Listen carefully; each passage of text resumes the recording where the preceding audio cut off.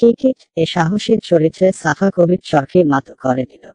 সাফা কবির ও সিয়াম আহমেদ অভিনীত এবং ভিকি জাহেদ পরিচালিত ওয়েব সিরিজ কিকিট সম্প্রতি জনপ্রিয় ওটিটি প্ল্যাটফর্ম চরকিতে মুক্তি পেয়েছে।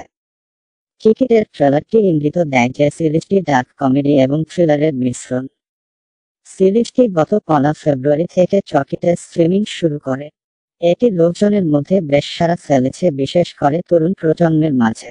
মোহাম্মদ নাজিম উদ্দিনের গল্প অবলম্বনে এই সিরিজটিতে সিয়াম আহমেদ, সাফা কবির, মনোজ প্রামাণিক, আব্দুল্লাহ আল সেন্টু এবং আকে আজাদ সেট সহ আরও অনেক তারকা অভিনয় করেছেন। সিরিজে সিয়াম সালেকের চরিত্রে অভিনয় করবেন, যেখানে তাকে একাধিক চরিত্রে দেখা যাবে, এবং সাফা কবিরকে একটি স্বতন্ত্র লুকে সাহসী চরিত্রে পা রাখতে দেখা যাবে। সাফারের সাফল্য নিয়ে খুব আশাবাদী। টিকটক ২০২৩ থেকে বাংলাদেশের শীর্ষ ভিডিওগুলি উন্মোচন করেছে। জনপ্রিয় social media platform TikTok Bangladesh থেকে ২০২৩ সালের সবচেয়ে জনপ্রিয় ভিডিওগুলি উন্মোচন করেছে।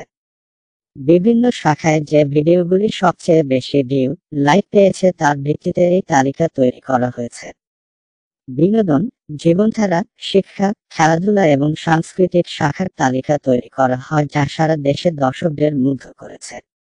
টিকটকের ফর ইউ ফিডে যে ভিডিওগুলি সবচেয়ে বেশি আধিপত্য বিস্তার করে তাদের মধ্যে সাফা কবির একজন। সাফার রমজানের প্রস্তুতির বিষয়ে ভিডিওগুলি দর্শকদের গভীরভাবে অনুপ্রাণিত করে। তার সুন্দর ও অনন্য বিষয়গুলো দর্শকদের মনে দাগ কাটে, যা সহজেই ভাইরাল হয়। সাফা নিয়মিত তার ফলোয়ারদের জন্য তার দৈনিক কাজ, ইভেন্ট, শুটিং, ঘোরাঘুরি নিয়ে আপডেট দেন। তার নিত্য নতুন কন্টেন্ট ফলোয়ারদের মুগ্ধ করে, তাই সাফা কবিরের আপলোডগুলো তাড়াতাড়ি ভাইরাল হয়। সদা বিকশিত সাফা কবির প্রায় ১ দশক পার হলো খ্যাতিমান মডেল ও অভিনেত্রী সাফা কবিরের বিনোদন জগতে পা দেওয়া।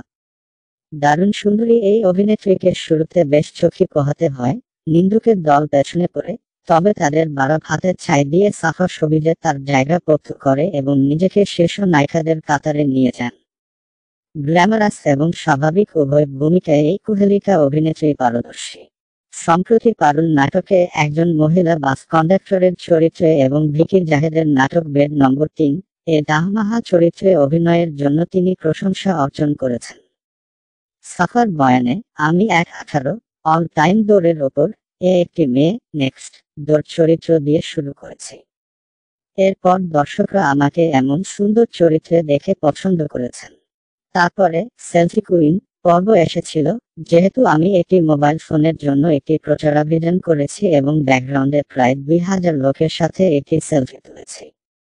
এরপর নাটক ও টিভিতে এই ধরনের চরিত্রে অভিনয়ের জন্য যোগাযোগ করতাম, কিন্তু অবশেষে আমি সাধারণ চরিত্রগুলিকে পছন্দ করেছিলাম এবং এরকম চরিত্রে আরও কাজ করতে চেয়েছিলাম। এটা আমাকে পরিপক্ক নারীদের বিভিন্ন গল্প চিত্রিত করতে সাহায্য করে। সেই চ্যালেঞ্জিং সময়ে শ্রোতা এবং পরিচালক উভয়কেই বোঝানো কঠিন ছিল, এবং আমি সেই পরিচালকদের কাছে কৃতজ্ঞ যারা আমাকে সুযোগ নিয়েছেন। তিনি ভক্তদের খুব ভালোবাসেন, বলেন, লোকেরা যখন আমার সাথে কথা বলতে বা আমার সাথে ছবি তুলতে আসে তখন আমি এটি পছন্দ করি।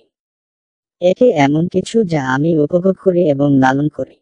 কখনো কখনো যখন আমি একটি দৃশ্যের মাঝখানে থাকি এবং কেউ একটি ছবির জন্য আমার কাছে আসে, এটি আমাকে আমার ভূমিকা থেকে বিভ্রান্ত করে এবং সেই সময়ে আমি সেই ব্যক্তিকে না বলতে পারি।